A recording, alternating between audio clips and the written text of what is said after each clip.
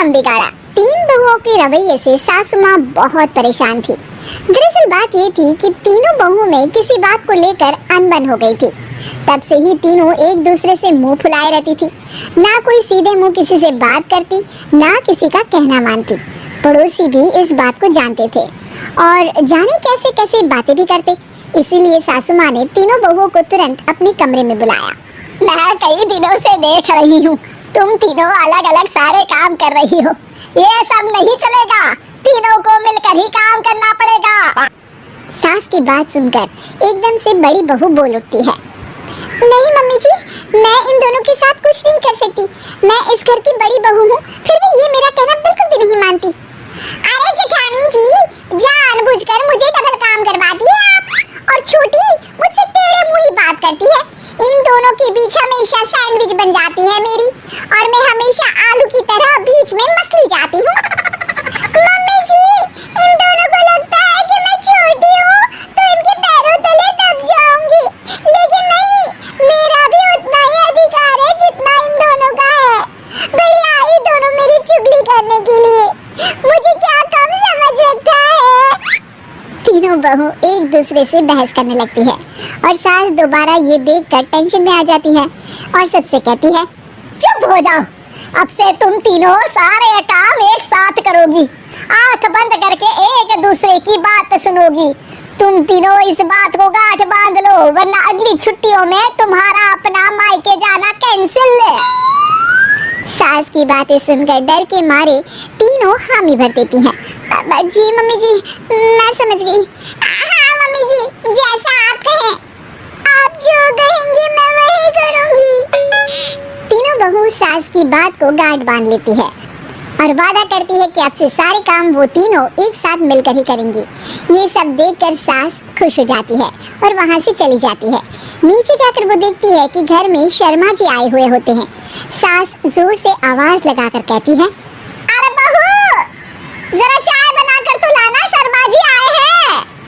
सास की बात सुनकर तीनों बहू तुरंत किचन की ओर भागती है और चाय बनाना शुरू कर देती है।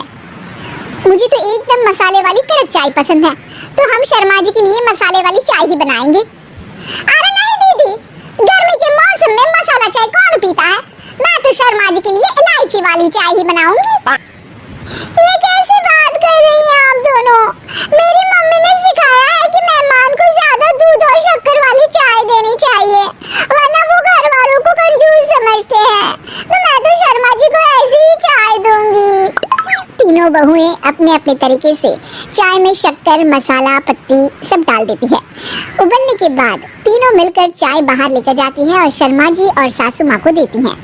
चाय पीने के बाद शर्मा जी सासू माँ को देखकर शर्मा जाते हैं और शर्मिंदा महसूस करते हैं कि आखिर उन्होंने चाय पीने के लिए हामी क्यों भरी। सासू माँ भी चाय पीना शुरू करती है और कहती हैं, अरे बहू, ये कैसी चाय बनाई है? चाय है या मीठे दूध की बासुंदी? हाँ, चाय अच्छी नहीं लगी क्या? कोई बात नहीं, हम पराठा बनाकर लाते हैं। चलो चलो अंदर। हाँ चलो। हाँ, आती हूँ मैं भी। नहीं, मेरा पेट चाय ने ही चौपट कर दिया, वही काफी है। पराठे से पोपट नहीं करवाना, मैं तो चलता हूँ। शर्मा जी चुपचाप पतली गली से निकल जाते हैं। अगले दिन सास बहुओं से कहती है, अरे बहू, जाओ जाके ऊपर के गेस्ट हाउस की सफाई कर दो। कल हमारे यहाँ मेरे दूर के रिश्तेदार आने वाले हैं, तो पूरे कमरे को चमका देना, समझी? तीनों बहू सास की बात को मानकर ऊपर सफाई करने चली जाती हैं और तीनों कमरे की सफाई चालू कर देती है। बड़ी बहू मकड़ी के जाले साफ करती है, तो बीच वाली झाड़ू लगाना और छोटी वाली सर्फ डालकर जमीन धोना शुरू कर देती है। अरे दीदी, जेठानी जी, अभी मैंने पूरी फर्श धोई और आप फिर से धूल नीचे गिरा रही हैं। और मछली जेठानी जी, आप बिना झाड़ू की धूल यहाँ छटक रही हैं। अरे तीनों को साफ करना है, एक साथ सफाई करते हैं ना। अरे वही तो, हम साथ साथ हैं, घर साफ साफ है। तीनों बहू ऐसे ही काम में उलझ जाती है और 2 घंटे तक एक ही कमरे की सफाई करती रहती है। बहुत देर से अपनी बहुओं को ना देखने के कारण सास ऊपर कमरे में उन्हें देखने जाती है, लेकिन कमरे में घुसती ही वो गीली फर्श पर फिसलने के कारण नीचे गिर जाती है। ओरी मोरी मैया, हड्डी मरोड़ के रख दी, आए मेरी तो कमर ही टूट गई रे। तीनों बहुएं सास को उठाती हैं और बिस्तर पर सुला देती है। अरे मेरे हाथ पैर दर्द कर रहे हैं, दबा दो आराम मिलेगा। हाँ जी माँ जी। अरे जी माँ जी। और तीनों बहुएं एक साथ सास के हाथ को दबाना शुरू कर देती हैं। माँ की तो चीख ही निकल जाती है और नतीजा ये होता है कि सास के बचे हुए शरीर में भी दर्द उठ जाता है। हाय राम, ये क्या कर दिया तुम तीनों ने। अरे मेरी तो किस्मत ही फूटी है कि तुम जैसी बहुएं मुझे मिली। हे भगवान, पूरे शरीर में दर्द बढ़ गया है। अब तो पता नहीं कि चल भी पाऊंगी या नहीं। माफ करो, मुझे गलती हो गई मुझसे कि तुम तीनों को एक साथ काम करने के लिए बोला।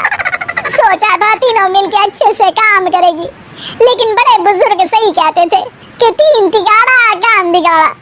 तुम लोगों ने ये बात ना आज साबित करके दिखा दी।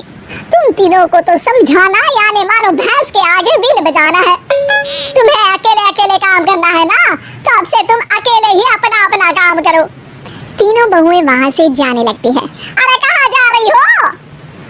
आप ही ने तो कहा कि अपना काम करो, तो मुझे मुल्तानी मिट्टी लगानी है। अरे मुझे भी तो नेल पॉलिश लगानी है। मुझे ना मेहंदी लगानी है। सास अपना सर पीट लेती है और कहती है, अरे मुझे भी लगाना है कुछ। क्या माँ जी? तुम्हारे घर वालों को फोन तुम्हारी हरकतें बताने के लिए